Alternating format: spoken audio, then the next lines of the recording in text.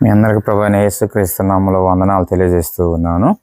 సమయంలో వాక్యానికి ముందు చిన్న ప్రార్థన చేసుకుందండి. ఆ వాక్యము మన హృదయంలో ఫలించేలాగా మహాపరిశుద్ధుడా, మా గొప్ప దేవ, జీవం కలిగిన మా ప్రియ పరలోకపు తండ్రి, జీవాధిపతి, మీకు వందనాలు తెలియజేస్తూ దేవా, ఇదిగో ఈ సమయమున తండ్రి వెత్తబోచున్న నీ జీవం కలిగిన వాక్యమున తండ్రి, అయా నీ విలువైన మాటలను తండ్రి విదచలుచూ ఉండగా అనేక మంది హృదయాలలో ఇదిగో తండ్రి వింటున్న ప్రతి ఒక్కరి హృదయాల్లో ఫలించుటకు తండ్రి మీ సహాయం దయచేయమంటూ పరిశుద్ధాత్మ దేవుడా, మీరే అధ్యక్షత వహించి సమస్త స్తుతియు మహిమ గంత ప్రభావాలు పొందమని మీ నామం నాకు యేసుక్రీస్తు నామములో అడిగి వేడుకొని పొందుకున్నాం తండ్రి, ఆమేన్. దేవుడి నామానికి వందనాలు. యేసుక్రీస్తు నామములో అందరికీ వందనాలు తెలియజేస్తున్నాం. మరి ఈ యొక్క వాక్యం ద్వారా అనేక మంది బలపడాలని, ఈ వాక్యం ద్వారా అనేక మంది రక్షణ పొందాలని, ఈ వాక్యం ద్వారా అనేక కుటుంబాలు బాగుపడాలి, ఈ వాక్యం ద్వారా అనేక మంది రక్షణ పొందాలని ప్రియుల మా ఆశ. మరి కార్యక్రమం ఒక వాక్య భాగంలోకి వెళ్ళిచుండగా ప్రభు మరి చిన్న ప్రార్థన చేశాడు మన కొమ్మ రమేష్ గారు. అందుని బట్టి వందనాలు తెలియజేస్తున్నాం. అలాగే నా జోబాబు గారిని బట్టి, అలాగే నేను మన సహోదరుని బట్టి నీకు వందనాలు చెల్లిస్తున్నాం. మరి వాక్య భాగంలోకి వెళ్దాం. ఇక్కడ మార్కు సువార్త 6వ అధ్యాయము ప్రియులరా 46, 47 చూసుకుంటే, నేను చెప్పిన మాటలు వినక, అక్కడ ఏమంటుంది, నేను చెప్పిన మాటలు వినక ప్రభువా ప్రభువా నన్ను పిలుచుట ఎందుకు? నా యొద్దకు వచ్చి నా మాటలని వాటి చొప్పున చేయక ఎందుకు? నా యొద్దకు వచ్చి నా మాటల చొప్పున చేయి ప్రతివాడు ఎవరిని పోలి ఉందనో మీకు నేను తెలియజేస్తానంటున్నాడు. అందుకని ఏమంటున్నాడంటే, ప్రభువా ప్రభువా నా మాటలు విని, ప్రభువా ప్రభువా నన్ను పిలుచుట ఎందుకు? నా మాటలని వాటి చొప్పున చేయనవాడు ఎవరిని పోలి ఉండనో అని మీకు తెలియజేస్తున్నాను అంటున్నాడు పిల్లరా. ఎవరికి తెలియజేస్తున్నాడు?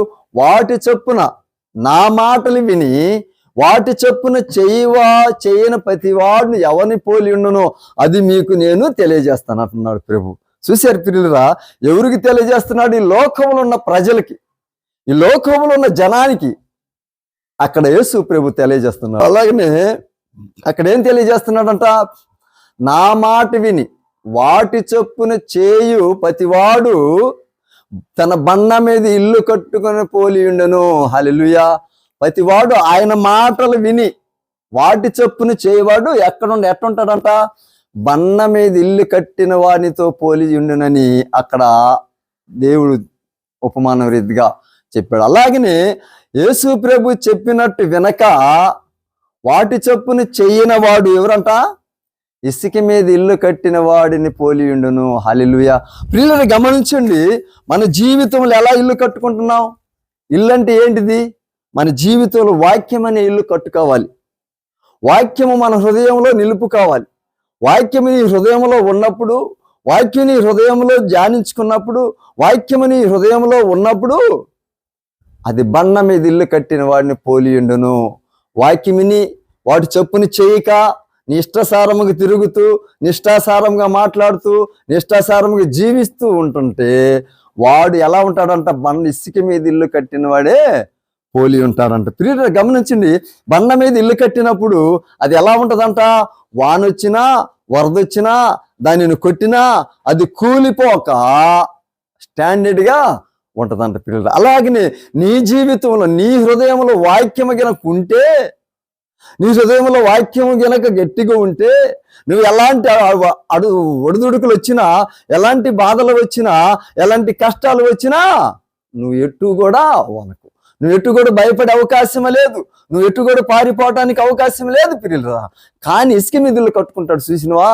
అంటే వాడిలో వాక్యం లేనందున, వాడిలో వాక్య జీవం అనేది లేనందున వాడు ఏం చేస్తాడంట? ఏదైనా చిన్న బాధ వచ్చినా, చిన్న కష్టం వచ్చినా దాన్ని తట్టుకునే పరిస్థితి లేక మళ్ళీ లోకంలో పడిపోతాడు. అంటే యేసు ప్రభు చెప్పిన మాటల చొప్పున చేయువాడు తన బండ మీద ఇల్లు కట్టుకున్న వాడితో పోలిశాడు. అంటే ఇసుక మీద ఇల్లు, యేసు ప్రభు చెప్పిన మాటలు వెనకపోయినప్పుడు వాడిని ఏం చేశారంట? ఇసుక మీద ఇల్లు కట్టుకున్న వాడితో పోలి ఉన్నాడు పిల్లలు. అలాగని మన జీవితంలో వాక్యం మన హృదయంలో ఉన్నప్పుడు ఎలా ఉంటుందంట? వాక్యం మన హృదయంలో ఉన్నప్పుడు నువ్వు ఎలాంటి బాధలు, ఎలాంటి స్థితి నీకు వచ్చినా నువ్వు ఎలా ఉంటావంట? చక్కగా ఉంటావు.